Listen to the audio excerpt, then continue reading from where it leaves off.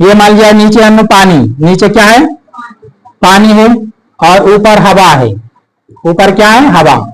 और ये पानी के जो सतह है, ये पानी के जो सतह है दोनों, ये प्रकाश को, ये सतह क्या कर रहे हैं, हवा माध्यम को अलग करने का काम कर रहे हैं।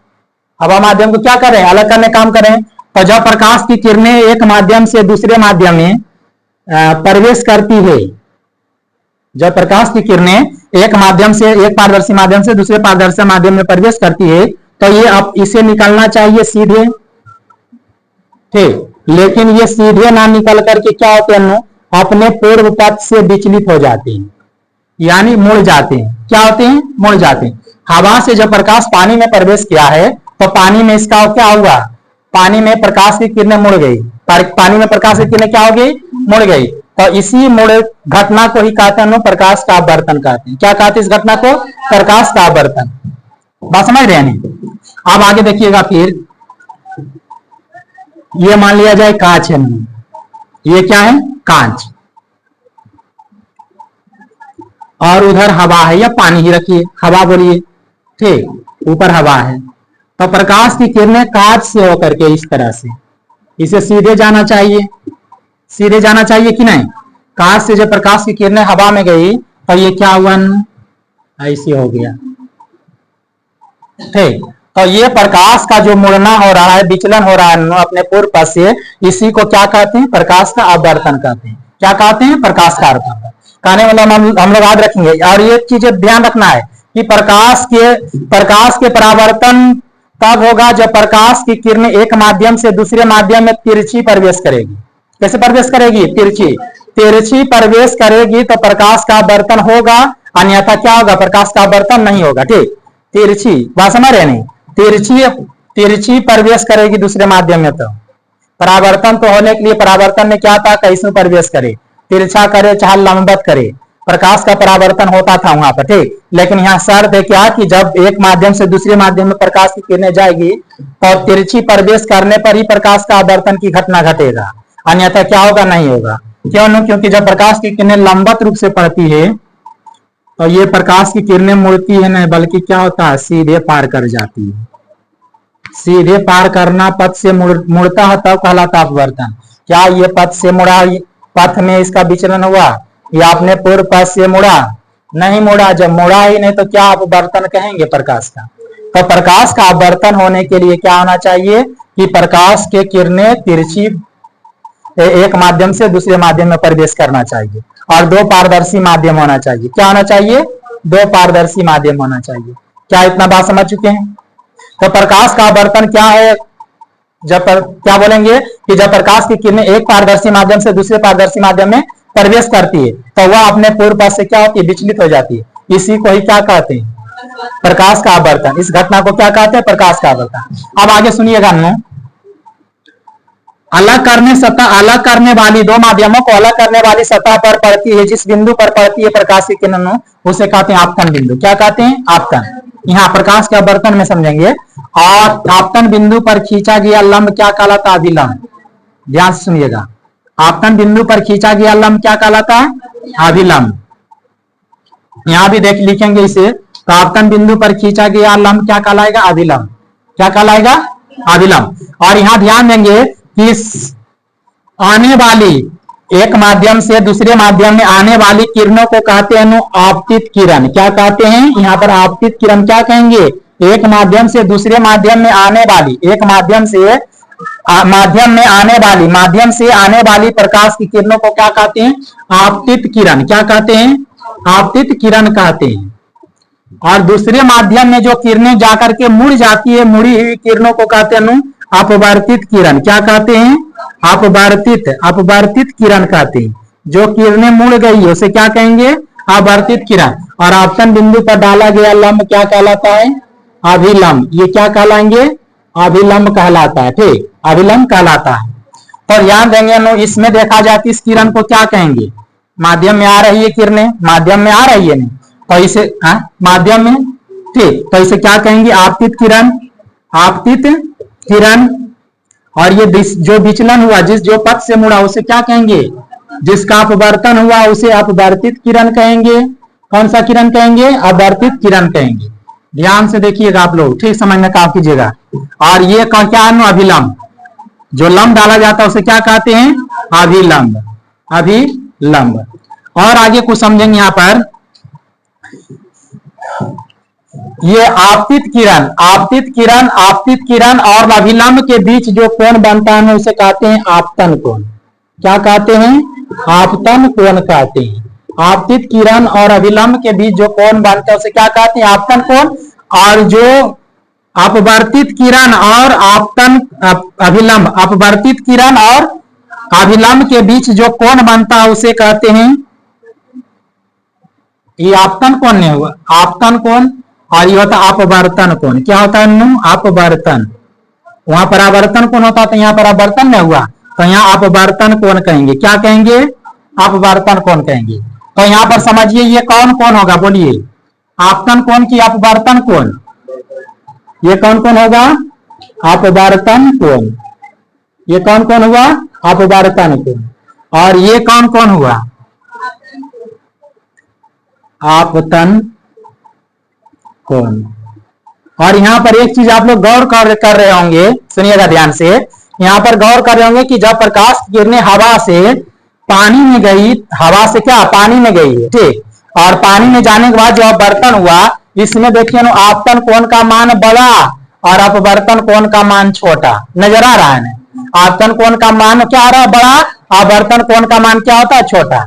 लेकिन परावर्तन में ऐसा क्या होता था कि आपतन कोण और परावर्तन कोण बराबर होता था, लेकिन यहाँ पर क्या हो रहा है, आपतन कोण का मान यहाँ बड़ा, तो यहाँ अपवर्तन कोण का मान छोटा, अपवर्तन कोण का मान यहाँ छोटा दिख रहा है। फिर यहाँ पर देखते हैं हम लोग कि यहाँ पर क्या नजर आ रहा है, आपतन कोण का मान छोटा अपवर्तन कोण से नजर आ रहा है। यहाँ आपतन कोण का मान छोटा हो रहा है अपवर्तन कोण का मान से, और जबकि यहाँ क्या हो रहा है, बड़ा और ये छोटा। तो ऐसा क्यों होते हैं बड़ा छोटा, तो इसमें ध्यान देंगे हम लोग, पहले समझेंगे। क्या इतना समझ चुके हैं पहले? तो प्रकाश, सुनिएगा, प्रकाश का आवर्तन क्या है, तो डायरेक्ट बोलेंगे जब प्रकाश की किरणें एक पारदर्शी माध्यम से दूसरे पारदर्शी माध्यम में प्रवेश करती है तो वो अपने पूर्व पथ से क्या होती है, विचलित हो जाती है। और इसी विचलन की क्रिया को क्या कहते हैं, प्रकाश का आवर्तन कहते हैं। क्या कहते हैं, प्रकाश का आवर्तन कहते हैं। बात समझ रहे हैं? ये बात लिख करके इसे पहले आप लोग नोट कर लीजिए, ठीक, इतना।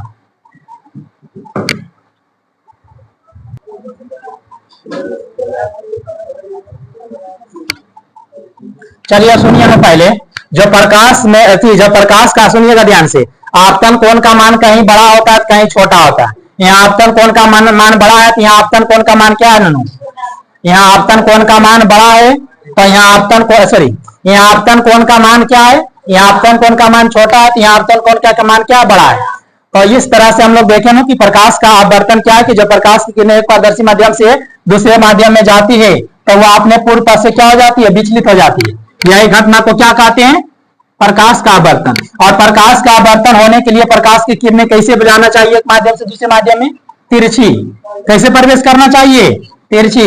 यदि तिरछी प्रवेश नहीं करेगा तो क्या प्रकाश का आवर्तन होगा, लंबवत रूप से प्रवेश करें तो प्रकाश का आवर्तन की क्रिया क्या होगा, बिल्कुल नहीं होगा। तो पहले आप लोग समझिएगा ध्यान से, इधर सुनिए, सुनिए ध्यान से। मान लिया ये हवा है, सुनिएगा आप लोग, हवा, और एक मान लिया जाए पानी है। हवा है और क्या है, पानी। हवा है और क्या है, पानी। तो हवा में प्रकाश की चाल देखा जाए कि प्रकाश की, हवा में प्रकाश की चाल देखा जाए, ठीक, हवा में प्रकाश की चाल होता है 3 × 10⁻8 मीटर पर सेकेंड, ठीक। और यही पानी पर देखा जाए, ठीक, कौन चीज, पानी में, पानी में प्रकाश की चाल की बात किया जाए तो होता है 2.25 × 10⁻8 मीटर पर सेकेंड। तो देखिए इसमें दो माध्यम लिए, कितने माध्यम लिए, 2 माध्यम। एक माध्यम हवा है, दूसरा क्या है, पानी है। एक माध्यम क्या हवा है, दूसरा माध्यम क्या है, पानी।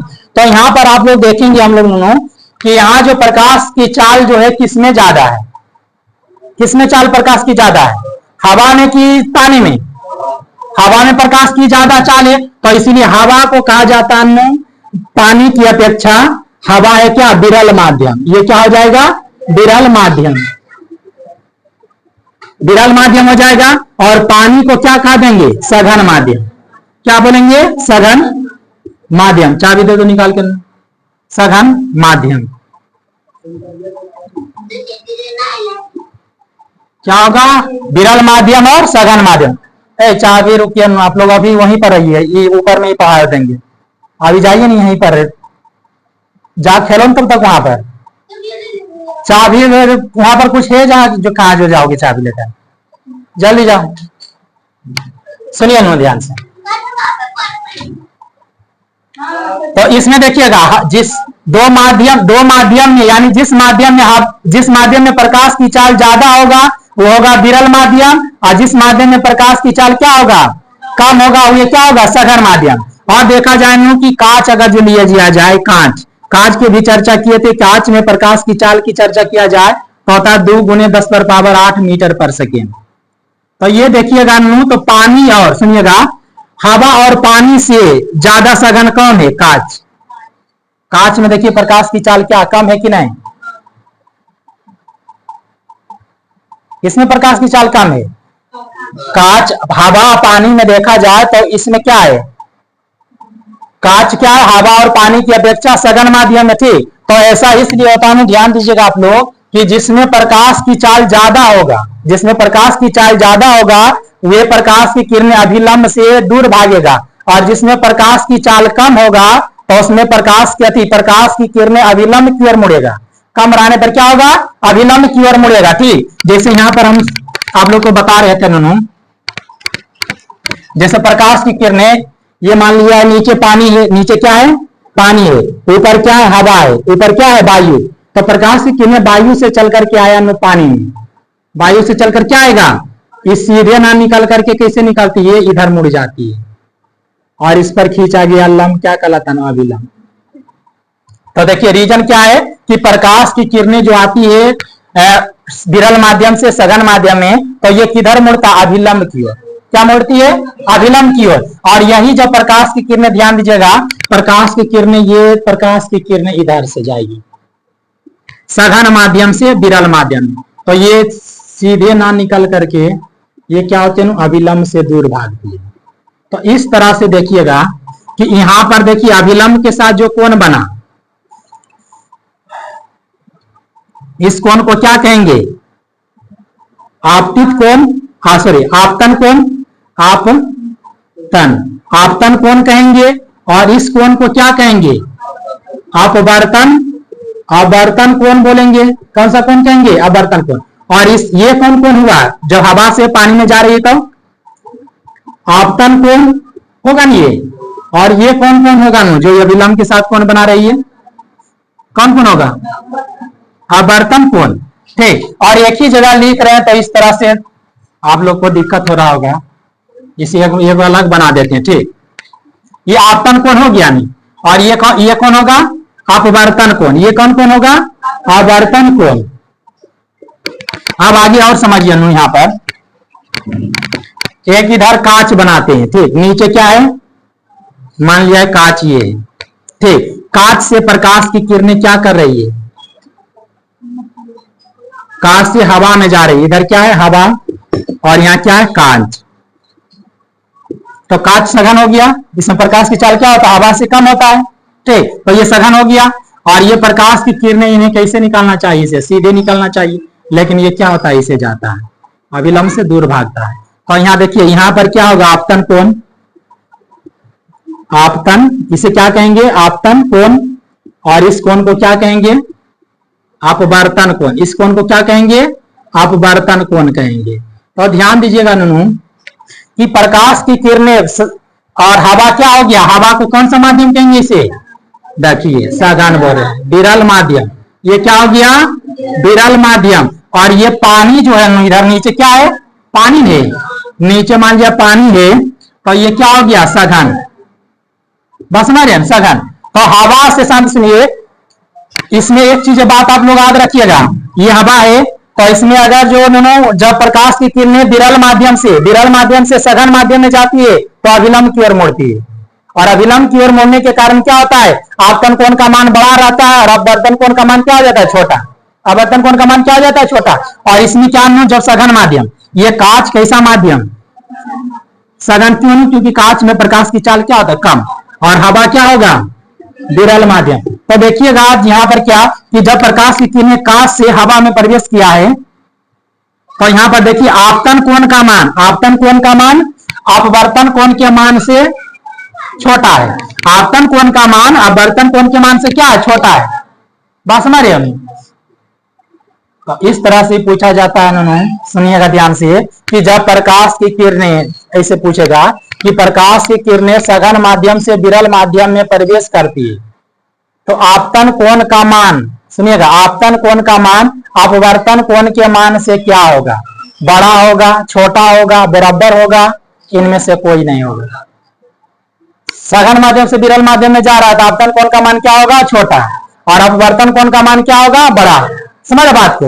और ये बात आप लोग बता सकते हैं। अब प्रश्न करेगा नो कि जब विरल माध्यम से सघन माध्यम में प्रकाश की किरणें जाती है तो अपवर्तन क्रिया के बाद जो कोण बनती है आपतन कोण का मान, विरल जब प्रकाश की किरणें तिरछी प्रवेश करती है, तिरछी, समझ रहे हैं, एक माध्यम से दूसरे माध्यम में तिरछी प्रवेश करती है, मतलब विरल माध्यम से सघन माध्यम में, तो अपवर्तन कोण का मान, अब सुनिएगा ध्यान से, अपवर्तन कोण का मान आपतन कोण के मान से क्या होता है, अपवर्तन कोण का मान विरल माध्यम से सघन माध्यम में जा रही है तो अपवर्तन कोण का मान जो होता है छोटा ही होता है आपतन कोण से। अपवर्तन कोण से क्या पूछ रहे हैं, अपवर्तन कोण का मान आपतन कोण के मान से क्या होता है, छोटा होता है। बात समझ रहे हैं, वही प्रश्न किए थे। आप देखें, सुनिएगा ध्यान से, ये इस तरह के प्रश्न आएगा तो बना दीजिएगा आप लोग, ठीक, जवाब दे दीजिएगा। आप प्रश्न देखिए क्या करेगा आप लोगों से, इस सब मिटा देते हैं आप लोग, सुनिए ध्यान से। कहेगा आपतन कोण, आपतन, आपतन कोण, आपतन कोण, ठीक, ग्रेटर देन, ठीक, आपतन कोण ग्रेटर देन अपवर्तन कोण, अपवर्तन, अपवर्तन कोण, यानी आपतन कोण का मान क्या है, अपवर्तन कोण के मान से बड़ा है। आपतन कोण का मान अपवर्तन कोण से बड़ा है तो प्रकाश की किरणें, प्रश्न करेगा, तो प्रकाश की किरणें सघन माध्यम से विरल माध्यम में जा रही है। फिर सुनिए, सघन माध्यम से तिरछी, सघन में तिरछी, सघन माध्यम से विरल माध्यम में जा रही है। प्रकाश की किरणें तिरछी विरल माध्यम से सघन माध्यम में जा रही है। प्रकाश की किरणें लंबवत रूप से एक सघन माध्यम से विरल माध्यम में जा रही है, ठीक, या इनमें से कोई नहीं, ठीक। तो क्या बोलिएगा, तो आपतन कोण का मान कब बड़ा होता है, जब विरल माध्यम से सघन माध्यम में प्रकाश की किरणें प्रवेश करती है। तो इसका मतलब क्या लिखेंगे कि प्रकाश की किरणें जो है विरल से, विरल माध्यम से कहां जा रही है, सघन माध्यम में। क्या बोलेंगे, सघन माध्यम में, ठीक। ये दूसरा बात आप लोग याद रखिएगा कि जब आपतन कोण का मान, आपतन कोण का मान जो है अपवर्तन कोण के मान से छोटा है, अपवर्तन कोण के मान से क्या है, अपवर्तन कोण के मान से छोटा है, तो ये क्या बतलाता है, प्रकाश किरणें किधर से किधर जा रही है, बोलिए। आपतन कोण का मान छोटा हो गया, आपतन कोण का मान क्या हो गया, छोटा अपवर्तन कोण के मान से। कब छोटा होता अपवर्तन कोण के मान से, नहीं, जब प्रकाश की किरणें सघन माध्यम से विरल माध्यम में जाती है। तो क्या इतना बातें समझ चुके हैं। तो प्रकाश के सुनिएगा, प्रकाश की अपवर्तन क्या है, और प्रकाश की अपवर्तन एक माध्यम से दूसरे माध्यम में तिरछी प्रवेश करेगी तभी प्रकाश का अपवर्तन होगा, अन्यथा प्रकाश का अपवर्तन नहीं होगा, ठीक। इतना बात समझ चुके हैं। और आपतन कोण क्या है, अपवर्तन कोण क्या है, ये सब चीजें समझ चुके हैं, ठीक। अब हम लोग समझेंगे प्रकाश के अपवर्तन के कितने नियम, प्रकाश के अपवर्तन के यानी अपवर्तन के नियम देखेंगे। क्या, अपवर्तन के नियम, अपवर्तन के नियम, क्या इतना तक समझ चुके हैं, ठीक।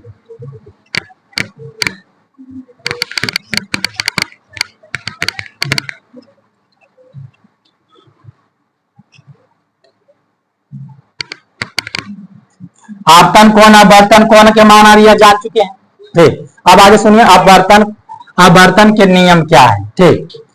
आगे ध्यान दीजिएगा। पहले तो उन्होंने मान लिया जाए, ये क्या माना जाए,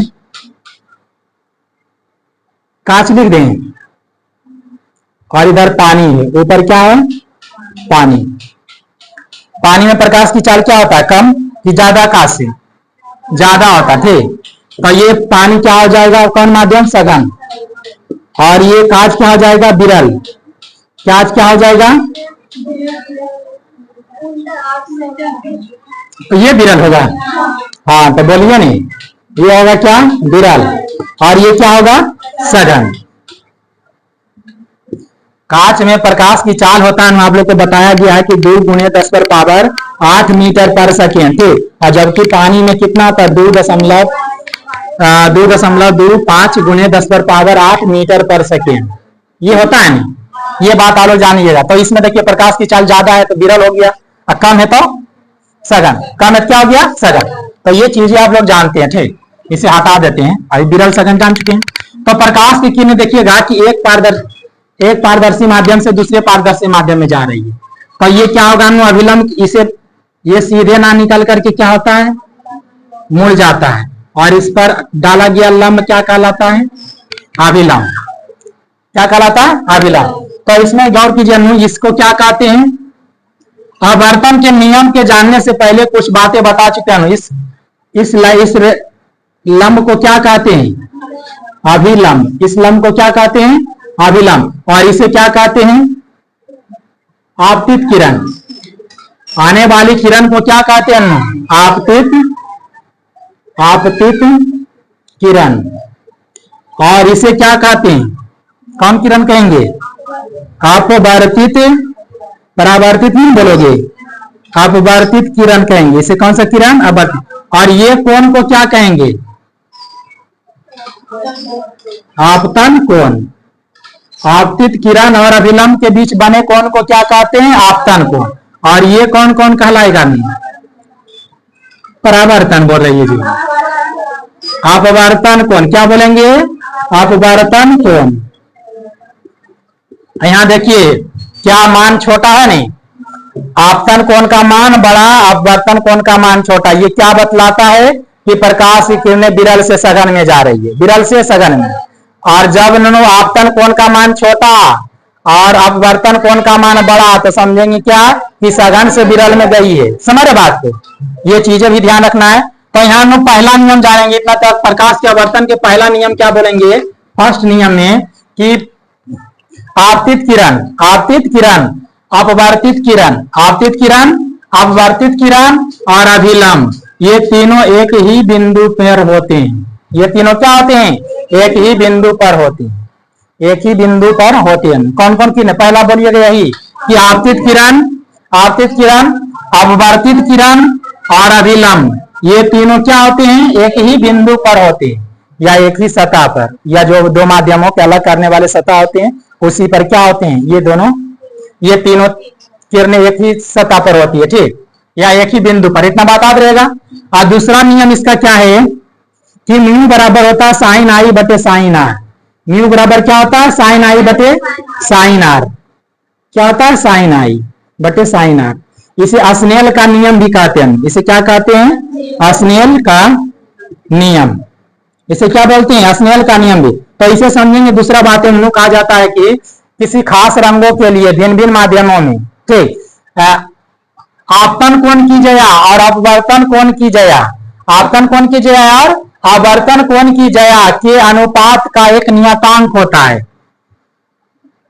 का एक नियतांक होता है जिसे म्यू से सूचित किया जाता है। इसे अस्नेल का नियम भी कहते हैं। अर्थात म्यू बराबर क्या होता है, साइन आई बटे साइन आर, साइन आई बटे साइन आर। क्या इतना बात समझ चुके हैं। तो प्रकाश के अपवर्तन, सुनिएगा ध्यान से, कि प्रकाश के अपवर्तन के कितने नियम है, 2 नियम। प्रकाश के अपवर्तन के कितने नियम है, 2 नियम। ठीक, पहला नियम क्या है, आपतित किरण, परावर्तित किरण और अभिलंब, सॉरी, आपतित किरण, अपवर्तित किरण और अभिलंब, ये तीनों क्या होते हैं, एक ही बिंदु पर होते हैं। ठीक, और दूसरा बात क्या बोलेंगे, किसी विशेष रंग के लिए आपतन कोण की जया और अपवर्तन कोण की जया, हाँ, के अनुपात का एक नियतांक होता है जिसे म्यू से सूचित किया जाता है। ठीक, अर्थात म्यू बराबर साइन आई बटे साइन आर। जया मतलब क्या होता है, शांति सुनिएगा, जया को अंग्रेजी में साइन लिखते हैं। क्या लिखते हैं, साइन। तो आपतन कोण की जया आई क्या हंस रही है? और अपवर्तन कोण की जया क्या होता है? Sine r. आवर्तन कोण को आर से सूचित करेंगे और आपतन कोण को आई से, ठीक। तो इसीलिए इसे क्या, और स्नेल का नियम में भी ऐसे लिखेंगे कि स्नेल का नियम क्या होता है? न्यू बराबर साइन आई बटे साइन आर। क्या ये सब चीजें समझ चुके हैं? तो प्रकाश के अपवर्तन क्या है, प्रकाश के अपवर्तन के नियम भी क्या है जान चुके हैं आप लोग, ठीक। प्रकाश के अपवर्तन के कितने नियम होते हैं? 2 नियम। इतना तक समझ चुके हैं? क्या मिटा दिया जाए सभी को? ठीक है। जब आपतन कोण का मान बड़ा हो अपवर्तन कोण से, तो प्रकाश किधर से किधर जा रही है? आपतन कोण का मान बड़ा हो अपवर्तन कोण से, आपतन कोण का मान क्या, सॉरी, आपतन कोण का मान बड़ा हो अपवर्तन कोण के मान से, तो प्रकाश की किरण किस माध्यम से किस माध्यम में जा रही है? विरल से सघन। और जब आपतन कोण का मान छोटा हो अपवर्तन कोण के मान से, तो प्रकाश की किरणें किस माध्यम से किधर चल रही है? सघन से विरल माध्यम। क्या इतना तक समझ चुके हैं? कोई दिक्कत नहीं है? ठीक है।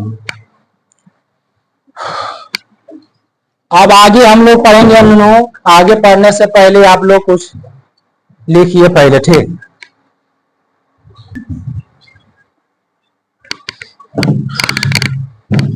चलिए अब सुनिए आगे। प्रकाश के अपवर्तन क्या है, इसके कितने नियम है समझ चुके हैं। अब हम लोग देखने वाले हैं अपवर्तनांक क्या होते हैं, ठीक। अपवर्तनांक, रिफ्लेक्टिव इंडेक्स, रिफ्लेक्टिव इंडेक्स क्या होते हैं ये चीज को जानेंगे, ठीक।